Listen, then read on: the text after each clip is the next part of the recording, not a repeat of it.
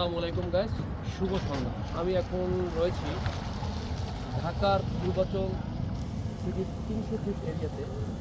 আসলে বেসিক্যালি যে কথাটা বলার জন্য আমি এখন এই ভিডিওটা করছি সেটি হচ্ছে, আপনি কি কখনো ভেবে দেখেছেন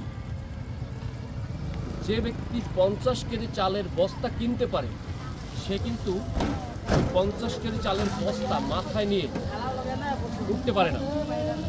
সে কী করে? সে 50 কেজি চালের বস্তা কিনলে সে আরেকটি লোক দিয়ে তার সাহায্য নিয়ে ওই 50 কেজি চালের বস্তা তার বাসায় নিয়ে যায়।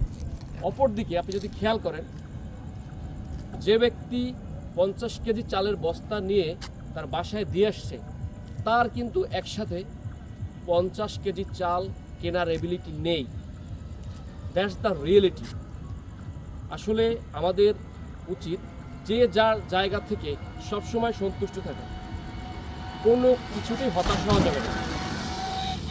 হতাশ হলে আপনি জীবনে অনেকটা পিছিয়ে পড়বেন। তাই আল্লাহ আপনাকে যতটুকু দিয়েছে ততটুকু নিয়েই আপনাকে সন্তুষ্টি অর্জন করতে হবে এবং বিধাতার প্রতি সবসময় কৃতজ্ঞতা প্রকাশ করতে হবে। ধন্যবাদ। That's it.